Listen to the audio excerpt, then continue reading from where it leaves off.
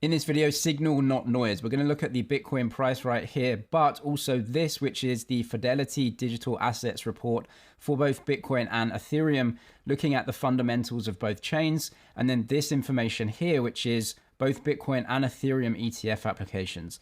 I think there's just this wave of institutional demand, especially for Bitcoin and ETH, that is just going to push us forward. And despite all of the FUD and the news cycle and everything like that, that's noise, and I want to talk about the signal in this video. So let's get into the Bitcoin price. Firstly, if you do have the crypto investor course, the latest update with my research is coming this weekend. Have Bitcoin halving analysis, Bitcoin cycle analysis, Ethereum, what's happening with the layer 2 networks and everything like that. A lot of research on the macro as well and where we are. That is coming this weekend if you have the course. If you don't have it, check the link in the description for that. 300 videos now, private Discord groups and everything. So check the link if you're interested. When it comes to BTC, some weakness from the yearly high. However, I believe this is just kind of manufacturing FUD. We had this more Binance FUD today from Semaphore, which was a media outlet invested in by FTX and Sam Bankman-Fried. It is so clearly nonsense, and you just see through this FUD. There's nothing to hang their coat on, right? The FUD is just desperate at this point, trying to FUD the market to try and get cheaper assets.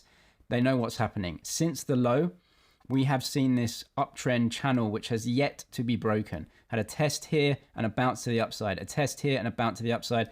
Now this one, this is important because I believe the price is actually fairly high in comparison to where we are in the cycle.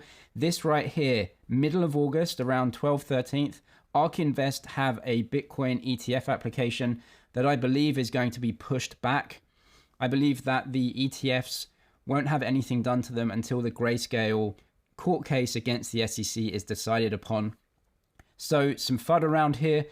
Just watch out for it. Be open to it. The FUD is going to occur. People are going to try and FUD prices down because inevitably what's happening is the growth of Bitcoin and ETH, as you can see. But anything down here towards 25, 24 is a massive opportunity, in my opinion. Before we get into the Fidelity report, let's look at both Bitcoin and ETH ETFs, which just seem to be having this wave of institutional demand. So we'll get into those. If you are a trader, 30K deposit bonus on Bybit. If you do trade, check the link below. You can deposit and get a trading bonus there up to 30K. So check those details via the link below.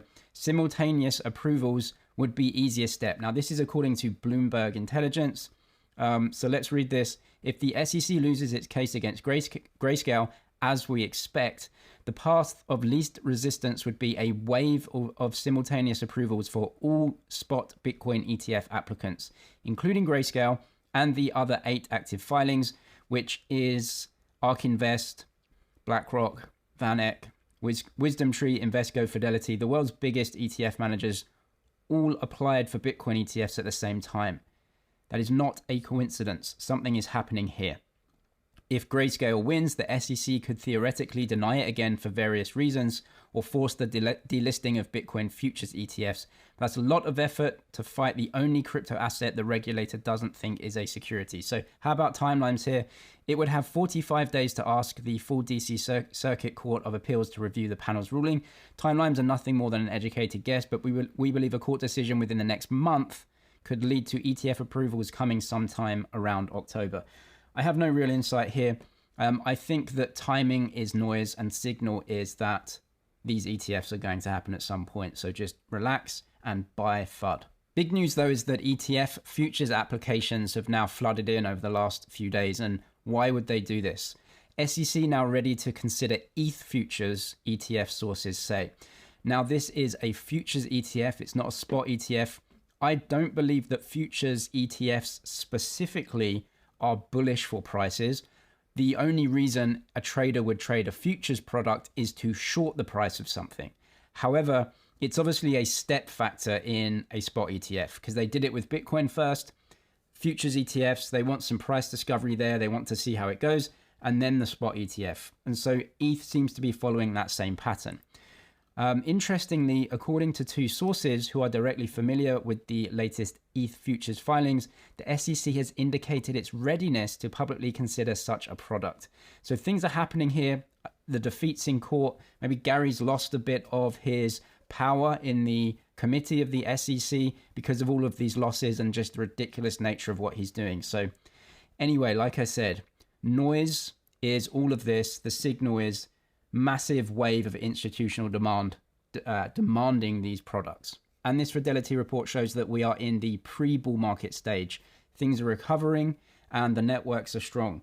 I don't know when the bull market will come, how long it will be, or where prices go. That is unpredictable. But long-term investors need to know that the assets they're investing in have growth and can come out of the bull market. So let's have a look at that.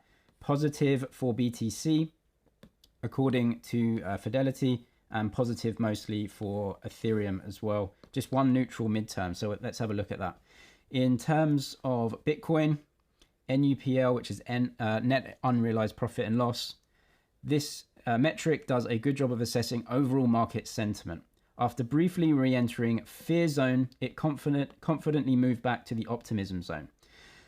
So what I would want to do as a long-term investor, knowing that Bitcoin grows long-term, is buy as much as I can when everyone else is capitulating. And as you can see, we did that and we've moved out of that now. We're kind of moving up into, more of a optimistic zone or neutral type of zone. I just want to buy everything when it's red and yellow. And when the market is totally overhyped at all-time highs, then maybe you can consider your own position in terms of what do you want to do. Do you want to buy? Do you want to sell? Do you want to let some go? Or do you just want to wait for the next time it's in red? That's up to, obviously, the individual. MVRVZ is exactly the same. When it spikes, that's no good. That's the top of the bull market. You might want to sell there. You might want to not buy there. Up to the individual. We are still down below. And so that's good news for me, given the rest of the metrics. We're seeing Bitcoin network growth, but price relatively low. That's ideal. We're also seeing huge accumulation from long-term investors here. A capitulation event, which was FTX, which I think was the bottom of the bear market. That last capitulation, right, where everyone just capitulates out, sells. Unbelievable. Literally marked the absolute bottom of the bear market. Capitulation usually does, but we can see that net positions are in accumulation. So a lot of Bitcoin long-term investors are accumulating here. What we can also see with new address momentum as well, around 900,000 active addresses. I've shown in previous videos that in the last bear market, active addresses were around 600, 700K, around that. So a big growth from one bear market to the other bear market in terms of active addresses. New address momentum seems to be, rising a little bit again. So previous bull market, the kind of bear drawdown, but then we're going into recovery again where address momentum starting to pick up. So that looks okay. And then we have balance over $1,000 in BTC.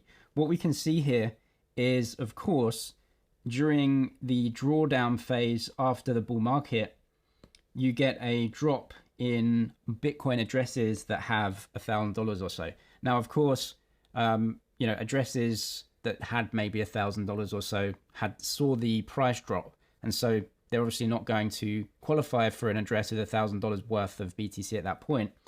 However, we've seen a huge growth up in the amount of addresses that are holding over $1,000 worth of BTC, much higher than the actual price. So what that shows is that there are new investors coming in, putting dollar cost averaging into BTC and buying it.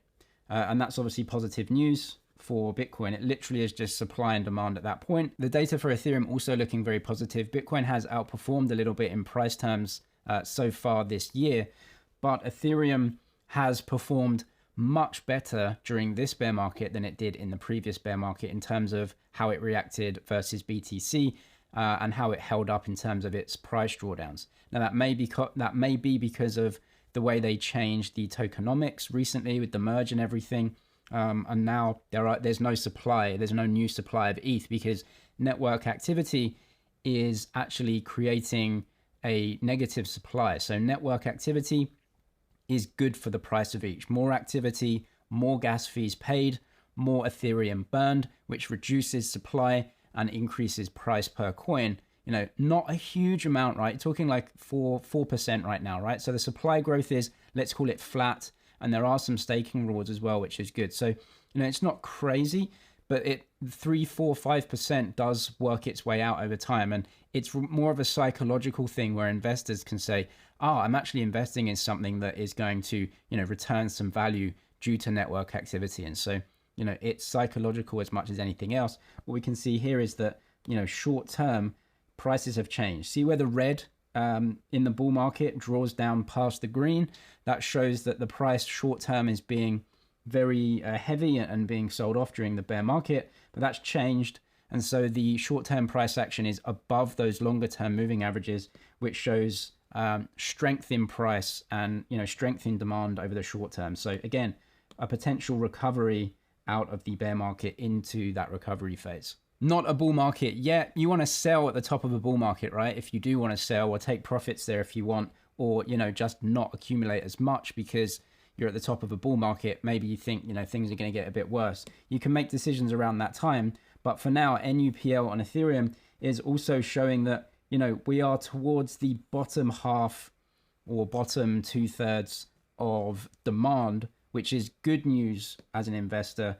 If you're coming out into a new bull market or something like that, you just want to know that you're not getting ripped off and buying those absolute pico tops. That's not great. But if you're buying everything else and you're down here, then that's good news for investors. Actually, you know, when things get really overheated up here, that's not great. It's great if you have it. It's not great if you're spending dollars for it. So not there yet. MVRV also showing that we are towards the bottom of a range in terms of price, but the network's still growing. Absolutely ideal, in my opinion. As we can see here, L2 address momentum is important. So this is the Ethereum monthly active addresses, and it looks quite flat, as you can see. So no real new growth in active addresses in terms of BTC. But what we can see is that this network is now a network for other networks. So you're not going to have retail investors opening accounts directly on the L1 anymore. What you are going to be getting is the L2s, which are networks buying gas on Ethereum. So what we can see here, these are all of the networks that are buying gas and security from Ethereum. ZK Sync, Era, a layer 2. Linear, a layer 2. Optimism and Starkware and Arbitrum, they are all layer 2s. They are the biggest, or amongst the biggest, gas guzzlers on Ethereum. Those networks are where most of the scaling of Ethereum will occur. So a lot of new users will be having accounts on those networks and not on the ETH layer 1.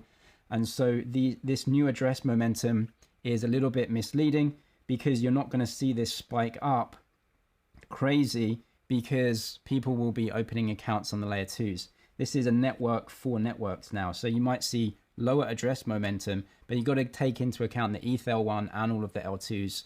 Really, it's about gas and how that's being consumed. So as long as gas is being consumed and the supply is negative over time, or at least around flat, then that's good. If you are a member of the crypto course, check the private Discord groups. I'll be updating all of videos in there and telling you when they come.